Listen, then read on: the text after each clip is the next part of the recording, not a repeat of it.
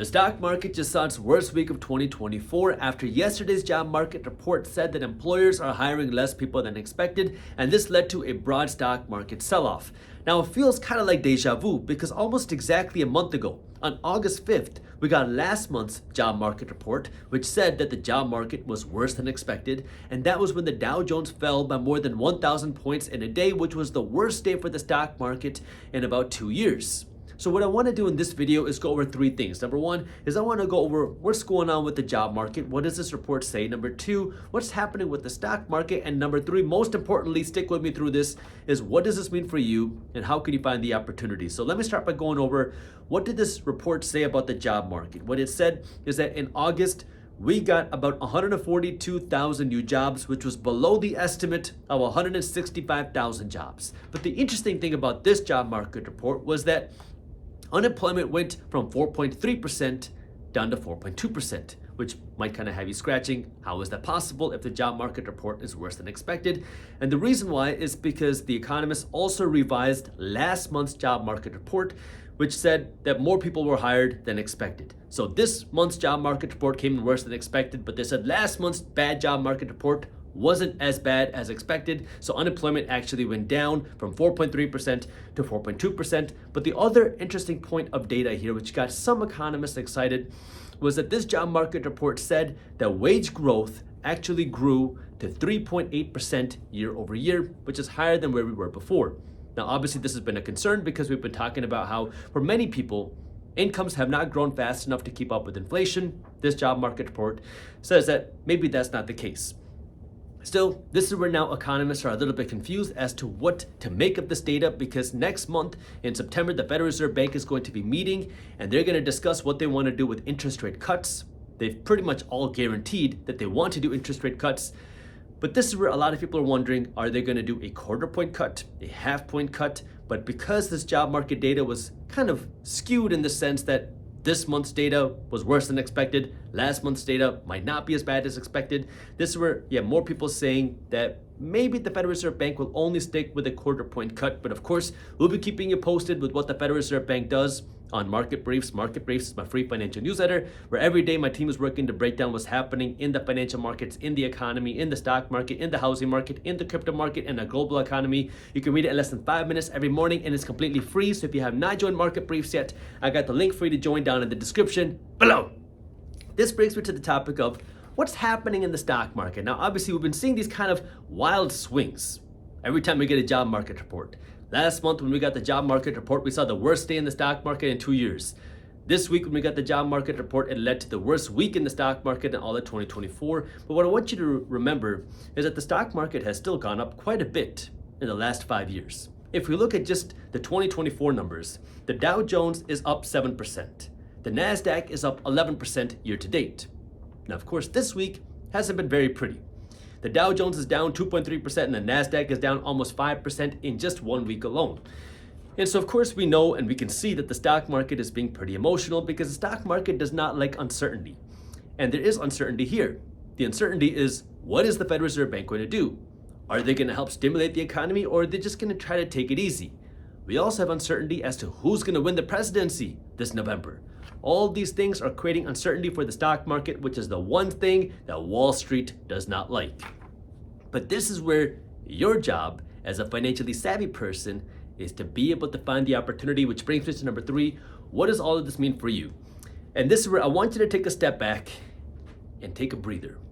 Because if you are a long-term investor, none of this day-to-day news matters. If you are a long-term investor, what you want to look for is the opportunities and stick with your strategy.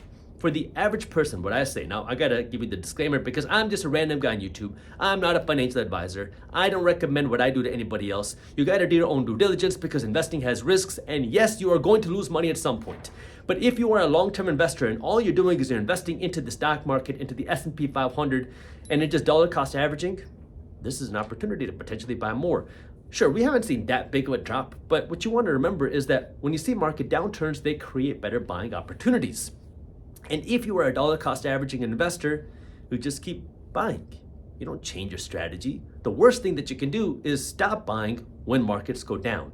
It's always funny to me that every time you see a market downturn, I start to see these these comments from people talking about how investing doesn't work, how I'm going to sell out of my investing strategy, should I sell out of my 401k? I mean, it's this panic that kicks in anytime you start to see a little bit of a downturn. The stock market is still up 7 to 10% depending on which index you're monitoring year to date. Just because you see a bad week doesn't really mean much, and we really haven't seen that much of a correction yet, even though we are due for a correction. We are due for an economic slowdown. And yet people tend to panic anytime you start to see a little bit of a sell-off, which starts to show you how anxious people are getting about the economy and about markets, because of course we have red flags in the economy.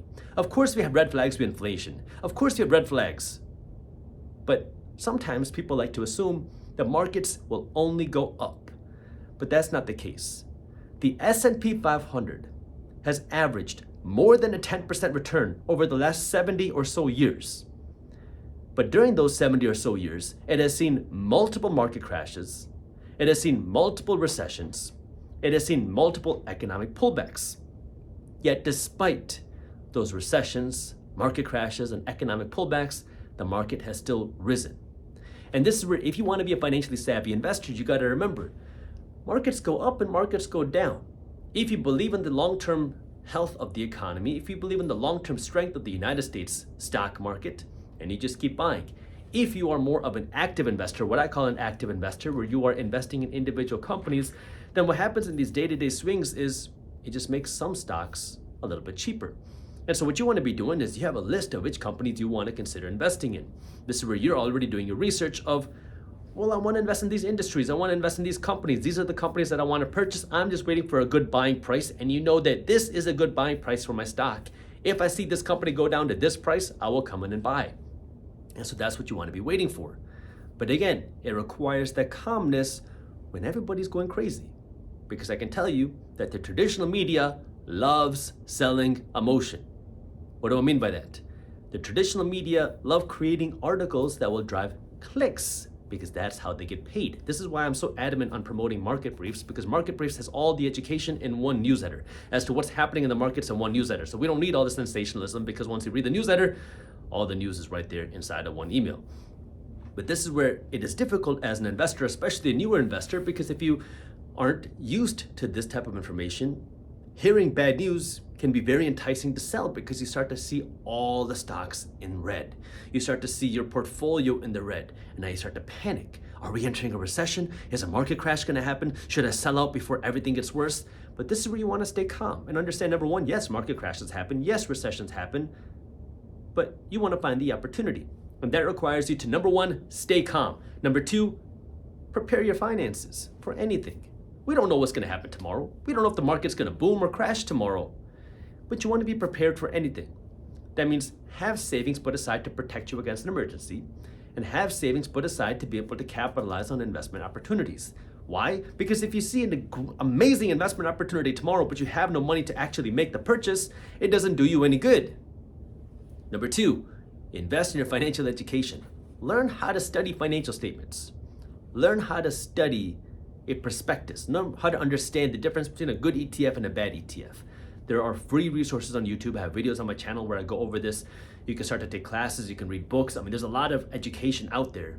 But just start learning and investing in financial education so you can learn how to do these things.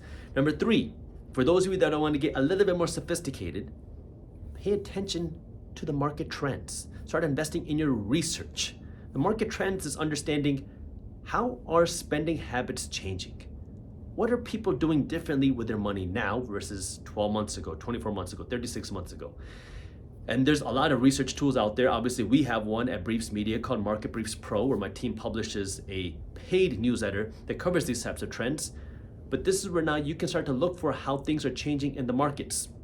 But the whole idea here is to remember, markets go up, markets go down. A lot of people panic when markets go down. A lot of people get greedy when markets go up. This is the game. We've seen this happen. We saw this happen exactly 1 month ago. While history does not exactly repeat itself, it does rhyme.